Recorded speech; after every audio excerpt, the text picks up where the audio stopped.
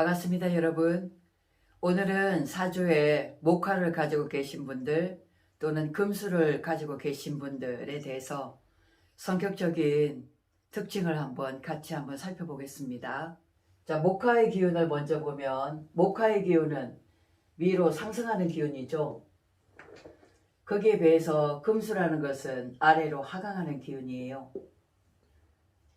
열기가 위로 솟구친다면 열기를 식혀주는 그런 기운이기 때문에 이게 플러스 기운이면 마이너스 기운이 되겠죠, 그죠?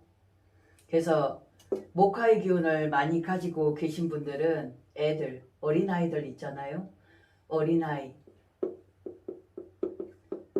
같이 맑고 순수한 그런 영혼을 가지고 있어요. 그리고 이제 청소년, 이건 뭐냐 하면 맑음도 되고 열정도 됩니다. 무조건 밀어붙이는 그런 능력을 뜻하는 거예요. 앞만 보고 달려가는 그런 의지가 강하다, 이렇게 볼 수 있죠. 대신 금수가 없다면 뒤가 무를 수가 있어요. 열정은 강해도 처세가 부족할 수 있다는 거죠. 이 금수라는 것은 이런 젊음을 다 지나고 성장을 다 지난 우리가 중년, 노년의 기운이다 라고 볼 수 있습니다. 여기는 어떠한 열정보다는 이 열정으로 끌어올린 그런 결과물을 이제는 잘 정리하고 안정을 찾는 그런 시기죠. 그래서 안정이나 휴식을 취하는 그러한 기운이 바로 금수의 기운이다. 그런데 우리 아이들이나 청소년들은 삶을 살아가는 데 있어서 좀 신중하지를 못하잖아요, 그죠? 처세함에 있어서도 좀 미흡한 것이 좀 많아요, 그죠? 미흡. 거기에 비해서 이 금수라는 것은 인생을 외주간이 다 살아봤기 때문에 지혜로워요. 그리고 함부로 저돌적으로 행동하지는 않는다, 그 말이죠. 그래서 어느 정도 중후한 감이 있죠. 중후하다. 이 목화의 기운은 더운 기운이에요. 더운 열기란 말이에요. 이 금수의 기운은 이제 차가운, 안으로 모아지는 기운이기 때문에 차가운 이제 냉기가 흐른다. 그래서 이 목화의 기운을 많이 가진 사람이 성격적으로는 좀 웃기가 있습니다. 화가 나면 화를 참지를 못해요. 욱 한단 말이에요. 근데 금수가 강한 사람들은 쉽게 화를 내지 않아요. 차분하단 말이에요. 차분해. 목화의 기운은 올라가기만 하는 기운이기 때문에 성공에 대한 그런 욕심이 있죠. 승부수, 이런 것들이 굉장히 대단히 강합니다. 그리고 우리가 이 목화의 기운이라는 것은 새로운 어떤 시작이고 만남이잖아요. 성격적으로는 굉장히 활달하잖아. 밖으로 많이 도는 기운이고 사교성이 굉장히 풍부합니다. 그래서 이 목화의 기운을 가진 사람이, 제가 다혈질이라고 그랬죠. 한번 확 올라가면 이거를 참지를 못해요. 분출을 해야 됩니다. 만약에 금수가 강한 사람들은 차분하단 말이에요. 차분하고 신중해. 그러면 금수가 많은 사람들이 목화를 봤을 때는 저 사람 왜 저러나 싶을 거잖아요, 그죠? 또 목화가 강한 사람들은 굉장히 급해요. 마음이 굉장히 차분하지 못하고 급하거든. 너무 차분한 금수를 보면 또 왜 저러고 있나, 지금 일을 빨리 서둘러서 빨리 결과를 맞아 드려야 되는데 왜 저렇게 움직이지도 않고 차분한가, 그 이해를 하지를 못한다, 그 말이에요. 근데 금수 입장에서는 이미 지혜로움을 쓰고 있는 거예요. 머리를 다 굴리고 있는 겁니다. 금수는 분리죠. 걷어들이는 거잖아요. 그러면서 결과물을, 우리 과일을 가을 되면 따져 걷어들이는 거예요.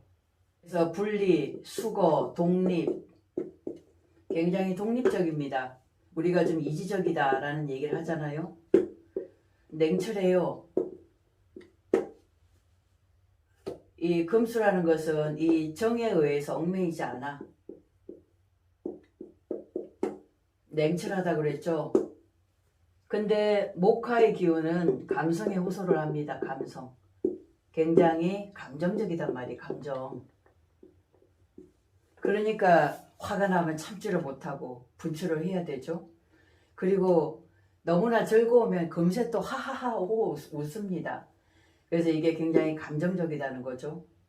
거기에 비해서 금수는 냉철하다는 것, 이지적이고, 그리고 계산적인 면도 있어요. 자, 목화의 기운은 생하는 기운이죠. 이거는 살아 움직이는 기운이에요. 생명력이다. 그래서 우리가 목을 인간이다 라고 얘기를 하잖아요. 이것은 활동력이고, 금수라는 것은 딱딱해지고 굳어지는 거예요. 굳어지는 거. 더 이상 변하지 않는 거. 이거를 우리가 무생물이다 라고 할 수 있겠죠. 그래서 감정적이지가 않는 거야. 화기운이 지나치게 많은 사람들 참 조절이 안 됩니다. 이 수가 없다면.